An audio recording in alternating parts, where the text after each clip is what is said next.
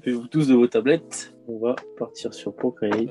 On va déjà parler de la base, la galerie. Donc quand vous ouvrez Procreate, vous tombez là-dessus. Donc, ce sont toutes vos illustrations. C'est là où ce que vous créez apparaît. Ensuite, vous pouvez gérer si votre fichier dans le profil de la couleur, il est en RVB ou en CMJN. RVB, c'est un profil colorimétrique qui est affiché sur les ordinateurs, les écrans, les télés, etc. C'est du RVB, rouge, vert, bleu. Et vous avez le CMJN. Donc le CMJN, c'est un profil colorimétrique qui sera le plus proche d'un profil d'impression. Donc en fait, en RVB, vous pouvez mettre des couleurs très fluo, enfin des trucs qui n'existent pas dans la réalité, et en CMJN vous pourrez pas parce que ça correspondra qu'à des couleurs qui sont imprimables. Donc CMJN, c'est cyan, magenta, jaune et noir.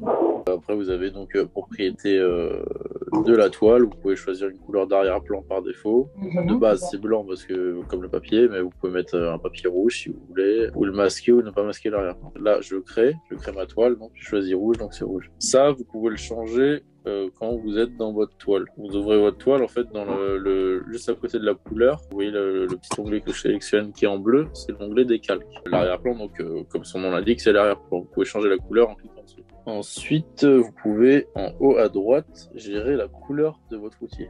Alors, vous avez différents réglages de couleurs. Donc, en bas, là, vous voyez que quand j'ouvre l'onglet couleur, vous avez disque, classique, harmonie, valeur, palette. Disque, donc c'est comme son nom l'indique, c'est le disque de couleur et vous allez en voir en face toujours sa complémentaire. Par exemple, si je choisis ce orange là, juste en face, si je clique en face, j'aurai le bleu qui est complémentaire à cet orange. Vous avez après classique où vous allez pouvoir gérer sur des curseurs vos différentes teintes, vous allez pouvoir gérer la saturation, vous allez pouvoir gérer plus de noir ou moins de noir. Si vous avez l'harmonie, donc des couleurs qui fonctionnent bien ensemble, donc c'est l'harmonie, hein, c'est son nom l'indique, des couleurs complémentaires. En cliquant sur complémentaire, vous avez d'autres possibilités, donc vous avez complémentaires adjacentes, les analogues, triadiques et tétradiques.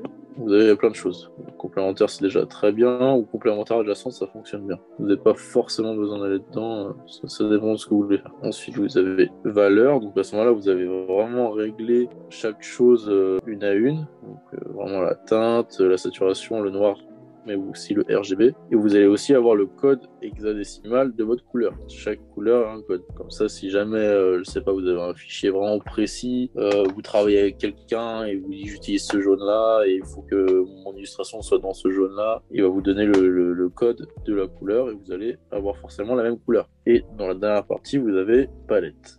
Normalement, il y a plein de palettes qui sont déjà créées. Là, vous voyez que normalement, j'ai plus de palettes que vous parce que j'ai pris le temps d'en créer. Après, vous pouvez aussi créer une palette vide et vous mettez une à une. En fait, vous sélectionnez donc une couleur dans le disque, vous retournez sur votre palette, vous cliquez dans les carrés vides. Autant de fois que vous cliquez, ça va créer une teinte. Donc là, je suis en gris, donc je suis en train de tout remplir en gris. Si vous pouvez la supprimer en cliquant dans les petits points, vous pouvez partager votre palette, vous pouvez la dupliquer, vous pouvez également supprimer. Sur mon calque numéro 1, je vais mettre ça en bleu, et sur l'autre calque, je vais faire ça en rouge. Mon calque bleu est en mode normal. Vous voyez que si je clique sur le N, vous avez quelque chose qui apparaît écrit normal par défaut.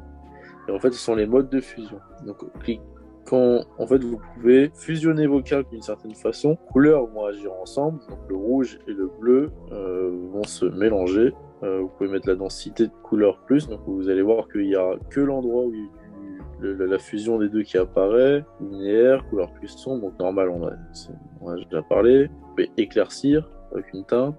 En fait, il y a énormément de choses et il y a quand même des aspects pratiques, par exemple le mode incrustation. Imaginons que vous avez une image où vous avez une forme A qui vous plaît, noire, avec un fond blanc. Je vais l'importer, je vais mettre un fond rouge à mon fichier. Vous voyez que du coup j'ai ce qu'on a fait juste avant, mon image A avec un fond blanc. Le mode incrustation est très pratique parce que vous pouvez faire disparaître le fond blanc très rapidement. Multiplier va faire disparaître votre fond blanc.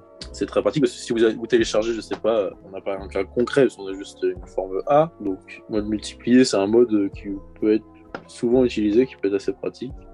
Les autres modes de fusion, ça sera utilisé dans de rares cas. Ce sera vraiment quand vous avez des cas précis de choses à faire. Personnellement, j'utilise pas si souvent que ça. J'utilise surtout multiplier quand j'ai besoin de virer le fond blanc.